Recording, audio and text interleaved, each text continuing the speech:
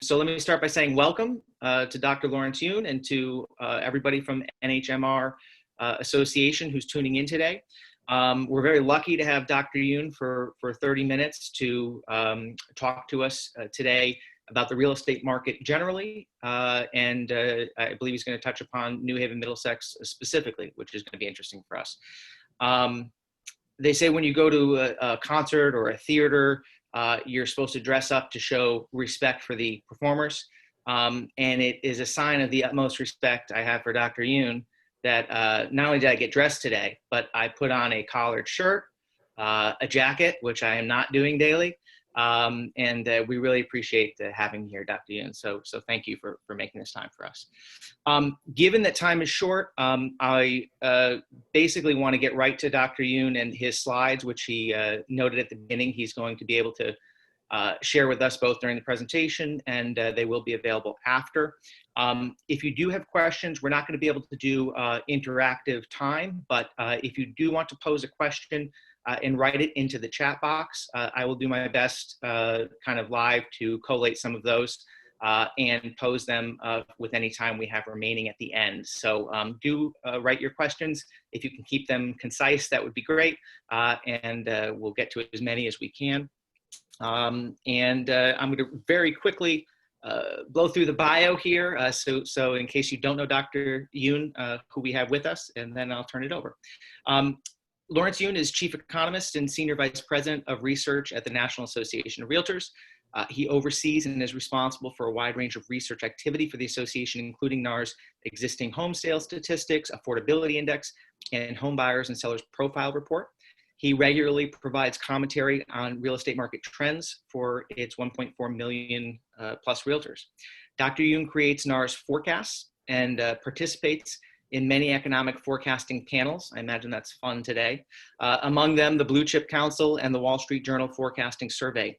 He also participates in Industrial Economist Discussion Group at the Joint Center for Housing Studies at Harvard. He appears regularly on financial news outlets, is a frequent speaker at real estate conferences throughout the US, or on Zoom, as today would have it, and has testified before Congress. Dr. Yoon has also appeared as a guest on C-SPAN's Washington Journal. He received his undergrad degree from Purdue and earned a PhD from the University of Maryland at College Park. So without further ado, stop listening to me and let's start listening to Dr. Yoon. Thank you. Great. Thank you, President Jed, for inviting me to share some thoughts with the people of New Haven. I certainly have visited there, I think 2 or 3 times there, always a great location. But in today's world, the Zoom technology is the next best alternative.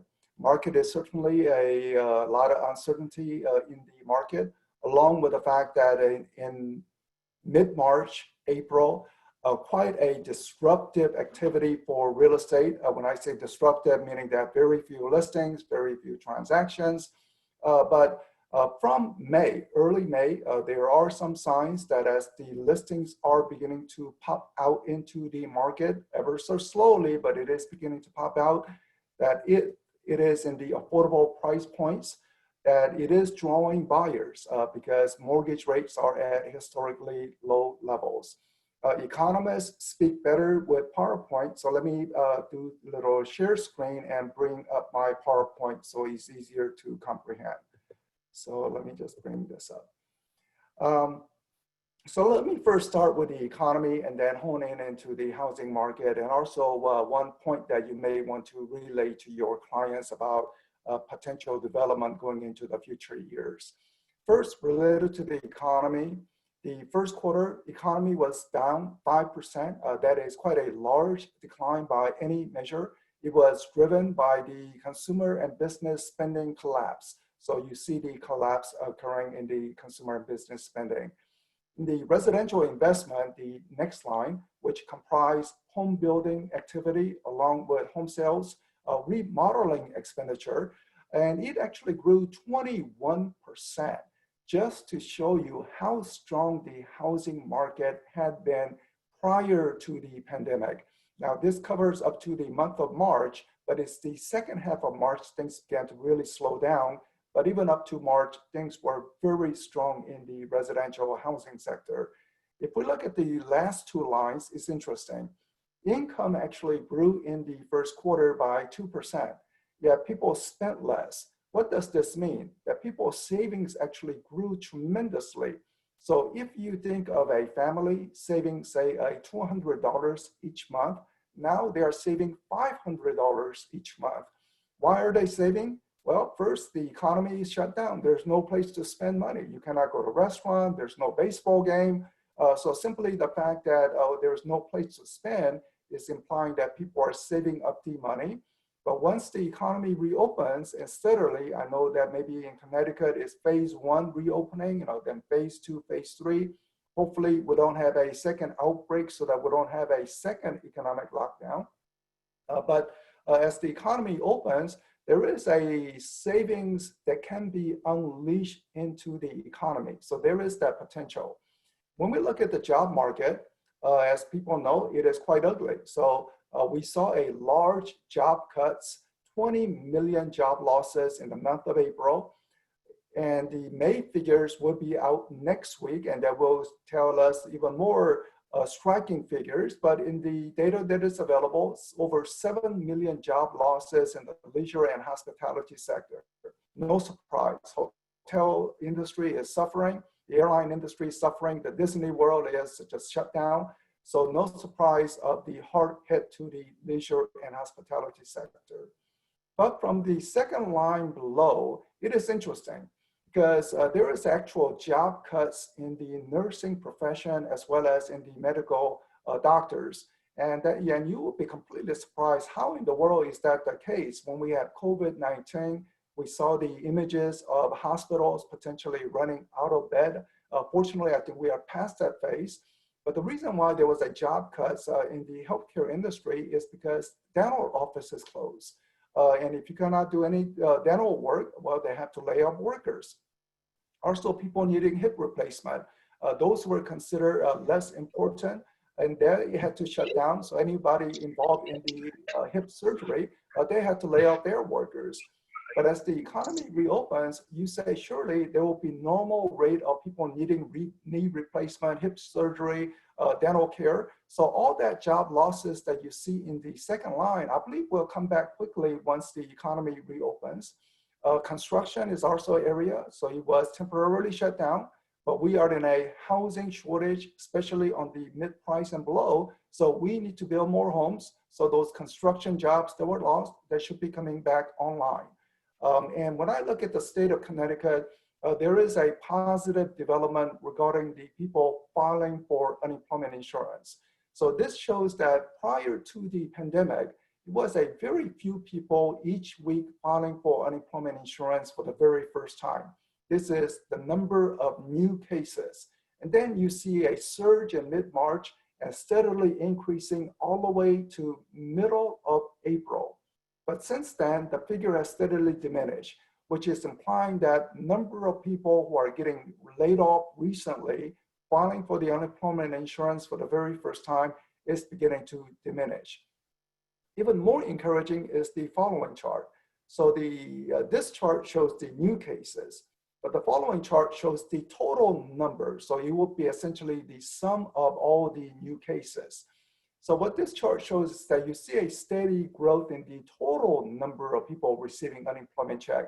So not only the first timers, but people receiving in the second week, third week, fourth week, and so forth. But look at the recent 2 weeks pattern. It is diminishing. So even as there are a number of new cases of unemployment, the fact that total cases is falling is implying that there are job creation. In the FedEx, Walmart, maybe a tech support job. So there are job creation, and job creation is slightly larger than people filing for the unemployment insurance for the very first time. So we have reached the crossover point in terms of jobs. So very encouraging, and let's hope that this is not a blip, but a start of a new trend. So in other words, the worst case for unemployment situation here at the end of May may already be over. Crossing my finger that that is the case. Yes, there are people being laid off, but yes, there are job creation that's also occurring. And on net, it appears there is slight positive job creation at the moment. The unemployment situation, of course, is a very tough situation. But when I look at the data, here's what I'm finding. This is the actual unemployment check. And if you look at Connecticut, you see $115 negative. So what does that mean? What it means is that, let me make it easier. Look at the state of Maine, it's $89. So what state of Maine is showing is that if you are laid off in Maine, the unemployment check on average would be actually higher than the wages that person has lost. So person who are unemployed in the state of Maine, on average, are actually getting more money being unemployed than being employed. But in Connecticut, people are down about $115 each week compared to the job they had. So on average, it is down. And I think many of you by now knows that the realtors also qualify for unemployment insurance benefit for the very first time ever, thanks to President Jed and others who are involved in NAR, who lobby strongly. We put a lot of efforts into it to say that realtors, they were working hard. It is not that the realtors' fault as to why we have this home sales disruption. It's a government-imposed lockdown. So during this temporary disruption, the money should be available. So please tap into the resources, financial resources that are available temporarily during this business disruption. So even though people do not have jobs, on average, many people are almost getting the full income replacement during this temporary disruption. The Federal Reserve has been very accommodated. So interest rates at being absolutely low point and also pursuing something called quantitative easing, meaning they are purchasing corporate debts, buying mortgage debts, buying government debts. So the end result of this is that mortgage rates, blue line, is at the record low levels, 3.2% on average. And 70% of those workers who would say they have a secure employment, they're looking at this historically low mortgage rates and wants to take advantage of these conditions. That is why when a listing pops out, you see a strong demand among buyers. In some cases, bidding war that is occurring. But not on the luxury market, but on the more mid-price and below, where there is a strong demand because of the record low mortgage rates. I also put the orange line into this graph because two lines move very closely together. The orange line is the 10-year Treasury yield. And if you look at the last data point, 10-year Treasury is under 1%. So based on normal historical gap, one would anticipate that mortgage rate should be about 2.7%. In other words, I know you are happy with 3.2%, but it's possible that mortgage rate in a couple of months may even go under 3%. So that is a possibility, not a guarantee, but still a possibility. So something to keep in mind. The other one is that jumbo mortgages currently are not working because it cannot be sold to Fannie and Freddie. Only the Fannie and Freddie backed mortgages, you are seeing this record low mortgage rates. Going into the inventory picture, 2019, when I spoke with many realtors across the country, one thing they were mentioning is low inventory, just insufficient inventory.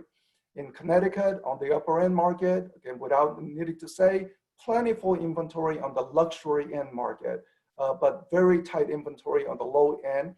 And during the pandemic, inventory went down even further. So those 70% of the people with secure employment, they are just not seeing any choices. So they want to see more choices. So as the economy reopens, inventory steadily appears, I think that could be a strong buying demand. One key market indicator that I'm looking at is days on the market. When a new listing pops out, does it linger in the marketplace for a long period, or is it quickly being grabbed? And the data indicates that the market is quite swift. Days on market, roughly anywhere from 30 or 45 days. So market is running quite quickly, indicating that there are demands out there even in this high unemployment situation. The first evidence of the pandemic we are seeing in terms of falling contracts, but I would say April is the absolute low point. That's when the whole country were in a lockdown, hard to do business during a lockdown.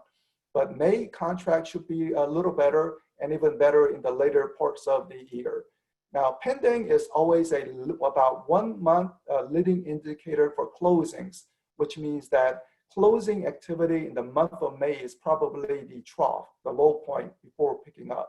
So pending low in April, and then closing activity will be low in the month of May. Some early indicator why the worst phase of the housing is already over is the following. People applying for mortgages in order to buy a home. It shows that before the pandemic, it was running about 10% higher before compared to 1 year before. Then it plunged.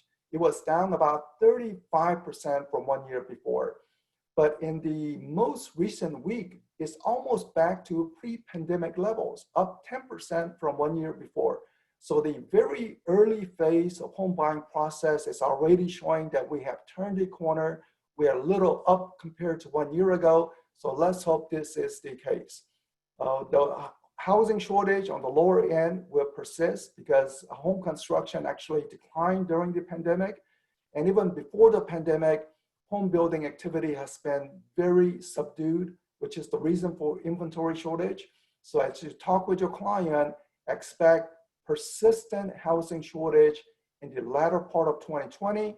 And if the home building still does not come around, then there will be housing shortage into 2021. So massive stimulus package at least looks like it's helping the housing industry to have a V-shaped recovery. I would not say a V-shaped recovery for the rest of the economy. The airline industry, the cruise ship industry will not be fully back on board unless a vaccine is discovered. Dr. Fauci over this weekend mentioned that he believed that vaccine will be discovered by the year end. There are about a dozen companies competing using different methodology on the race for the vaccine discovery. So let's hope that we do get the vaccine before the year end. But even if it is 2021, things will, again, airline industry, cruise ship industry, they will be back online, back to normal at that point. But in the meantime, the stimulus bill is helping the housing industry to achieve, I think, the V-shaped recovery, but it's running up a huge deficit, $4 trillion deficit. Who is buying this debt? Is it the Chinese government, German mutual fund, maybe the Connecticut Teachers Union retirement fund? Who is buying all this debt? And answer is currently, it is the Federal Reserve. Federal Reserve is printing money and handing that printed money over to the Treasury, and the Treasury is using that printed money to send out the stimulus check, unemployment checks. And you say, well, if we print so much money, aren't we going to have inflation? And answer is not in the immediate years.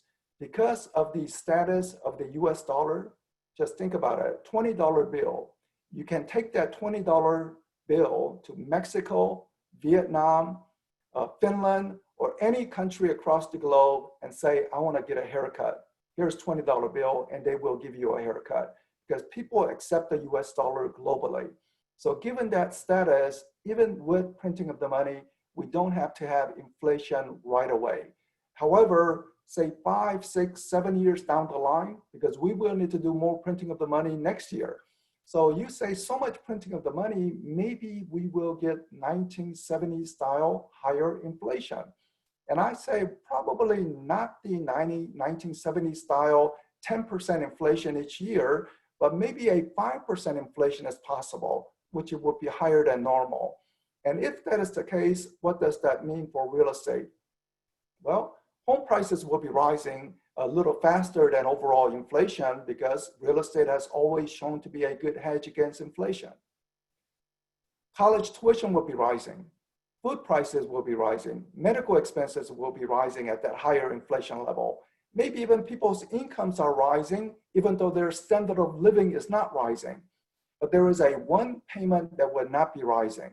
And that is people who buy home today or next year who are locking in at the super low mortgage rates. Once you lock in, you know that monthly payment is not rising.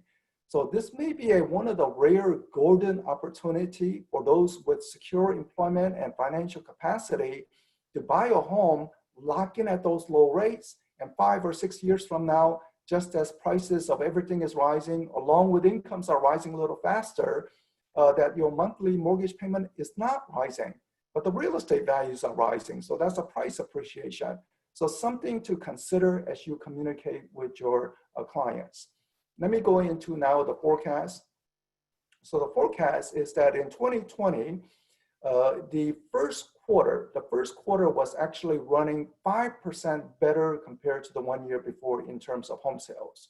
Then the second quarter will be the absolutely awful month because of the lockdown. But the third and fourth quarter will be some improvement from that, even though we may still be down from 1 year ago.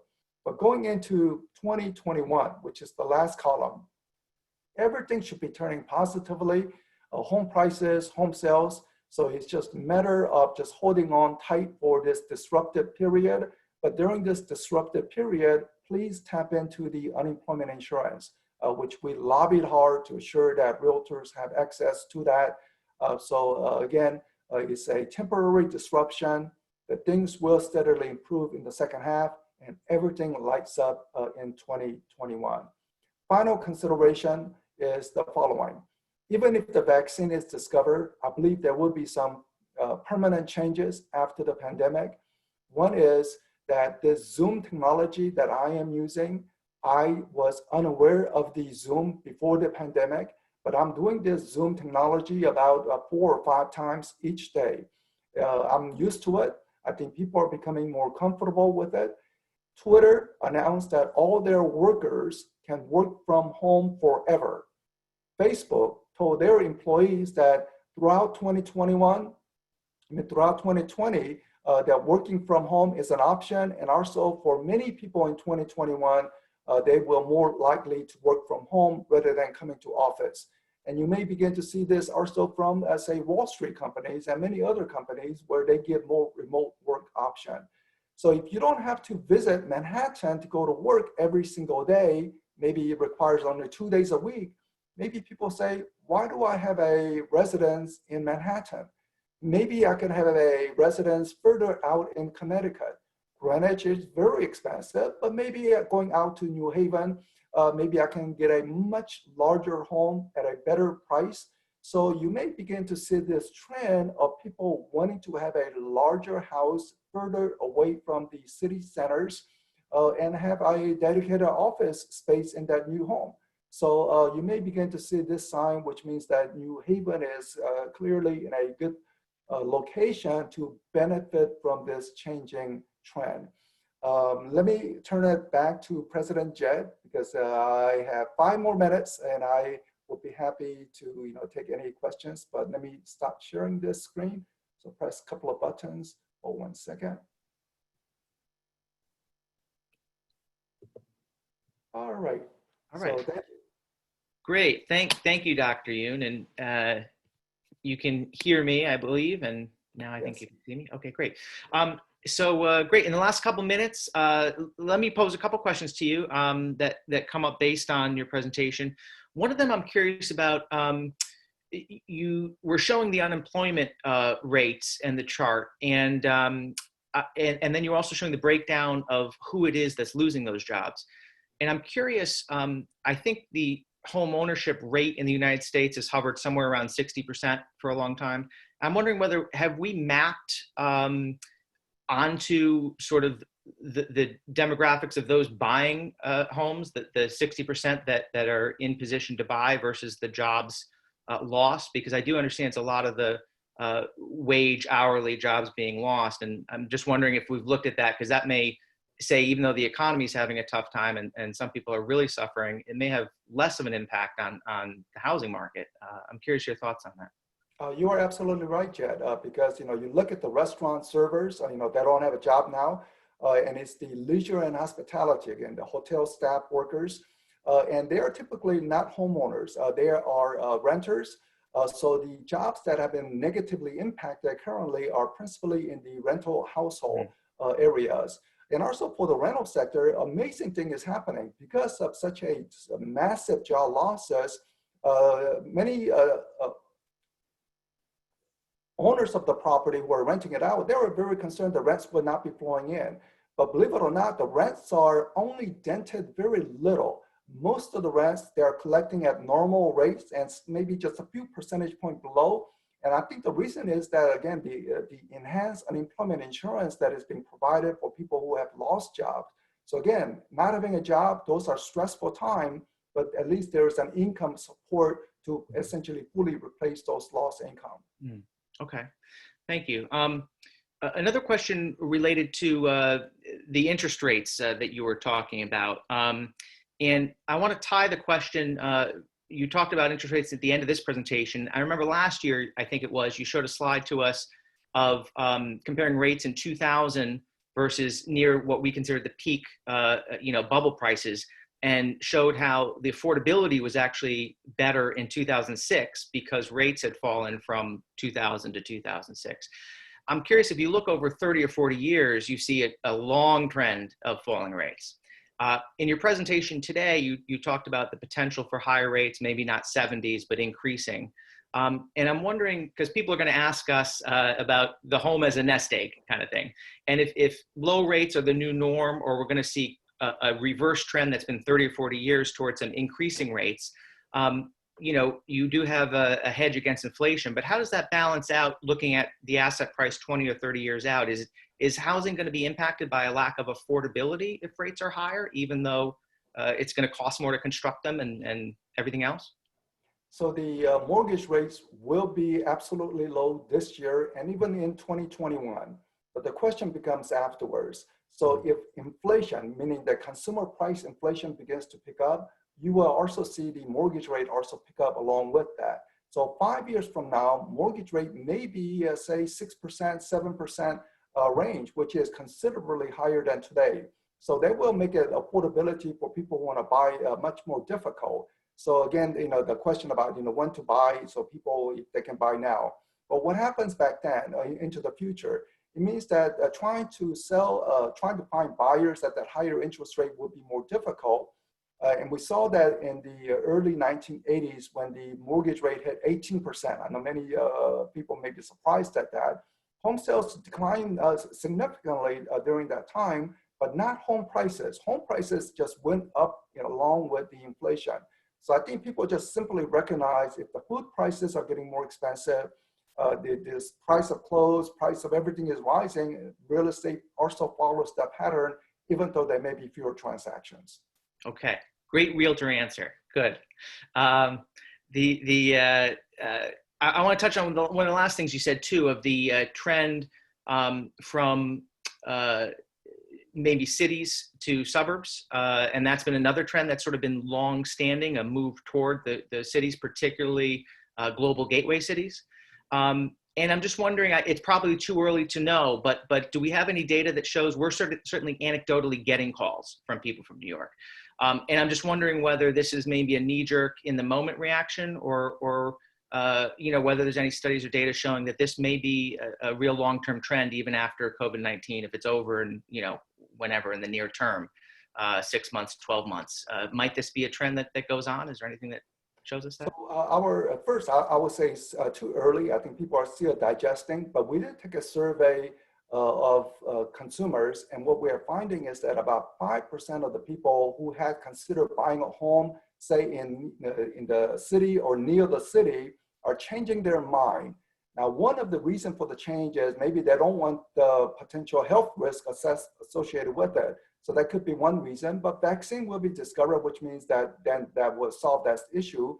But the fact that working from home becomes more permanent situation for many people, I think this is the future conditions. So if that 5% are looking away from the city centers and looking into the suburbs because they are saying, I need a little larger size home with dedicated office, maybe that will become more of a permanent trend into the future.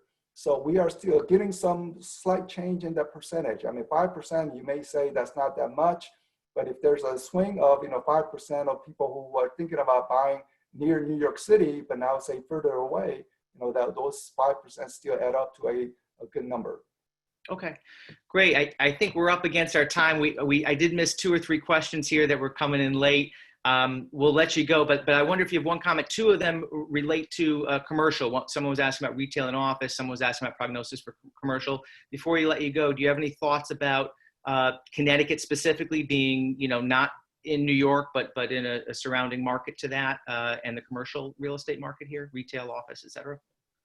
So commercial is very tough in tough situation. I believe that if someone is holding a diversified commercial real estate properties, they will see about 10% decline this year, and maybe even next year there will be no recovery in prices because of the vacancy situation, especially at the retail. And I think even in office, as we get some job recovery in the second half of the year and beyond, that many companies will say, well, maybe even though we hire more people, office workers, they don't actually try to seek out more office space because many of the office work can be done at home. So I think it's going to be quite a tough situation. Only the warehouses are, very strong.